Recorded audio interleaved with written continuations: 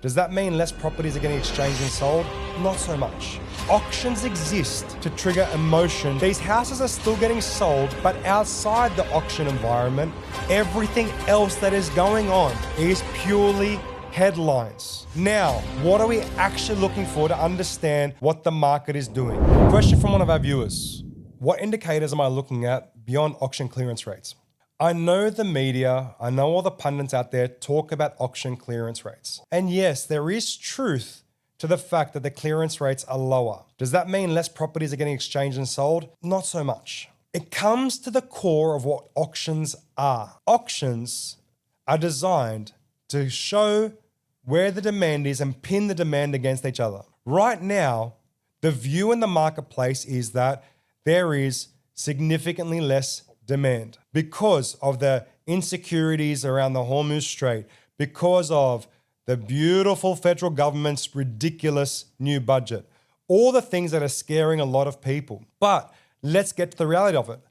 Auctions exist, A, to create a greater higher price point by pinning people against each other, but they more exist to trigger emotion to get people to buy more. The biggest difference is these houses are still getting sold, but outside the auction environment because people have the power to negotiate. Yes, multiple auctions have fallen through. All that means is the bids that occurred were not sufficient enough for the vendor to exit the sale, and they're holding on to a better price. I have 4 friends who had their homes on auction in the last 2 months. They all fell through. They didn't get the bids they wanted. But within a week or two, they all sold. Now, am I suggesting the market is perfectly ideal? Absolutely not right now. There's so much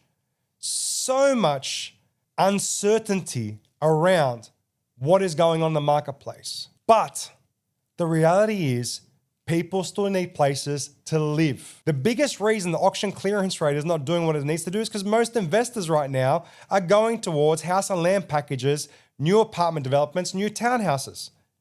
They want their negative gearing. They want the benefit of being an investor. They no longer want to have a house and just rely on the rental yield, because guess what, ladies and gentlemen, that doesn't work in Australia. If you're going to apply the rental yield to just take care of the mortgage, you're going to fall short. Interest rates are sitting around 6%. But rent needs to be around the 3 to 4% mark to allow for affordability for everyday Australians, which is where I think this federal government has got this all wrong. Yes, we want to incentivize new builds, but the occupancy rate in the rental market is at 1% right now. That's 1%. There are not enough places for people who need a premises to rent. So where the auction used to happen on the sale front, it's now happening on the rental front. You have to give your silent application for the rent, and there's 7 or 8 applications for the same place. So congratulations, federal government. I look forward to seeing the tents on the side of the roads that you guys pitched because people can't find accommodation at a cost that's sufficient for them. Now, what are we actually looking for to understand what the market is doing? And all we're looking to do is assess the trends of houses exchanged against this time last year. That's the marker. A lot more people are saying, screw this to auctions, and are just going to the open market to get interest. Is the market perfect? No. But it never has been, guys. I know everyone looks at this and goes, oh, the property market always goes up. 2018, when we started this company, it was started because I couldn't sell my properties when I was going through financial stress. Nothing was selling. Every open home was empty. While establishing the company, COVID hit. Guess what?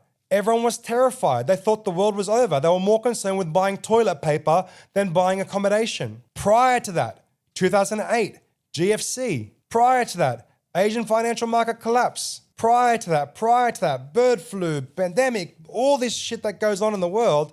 The property market is never perfect, but you're looking at it on a 10-year average scale. And then it comes down to the raw economics of demand and supply. If there was an oversupply, then the property prices would drop, and it would be a consistent drop until population caught up with that. If there was an undersupply, and ladies and gentlemen, drum roll, there is an undersupply, then the prices will go up. Everything else that is going on is purely headlines, sensationalism, stupidity. Just go back to each of those stages and ask yourself, how did I feel during those times? And then see what happened. There was stress, there was downturn, and then magically, everyone wishes they bought at that time. Keep your minds open, turn off the news.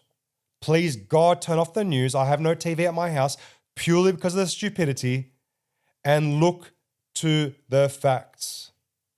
I am not an economist, I am an investor, and I've been here too many times already. Now it's time for you to revert back to your memory. Look it up. Thank you guys so much. Subscribe for more. I look forward to sharing in your property journey. Guys, we are getting thousands upon thousands upon thousands of views a day. Please like, subscribe. If you're loving the content, press the notification button. Jump on board, more free advice just for you.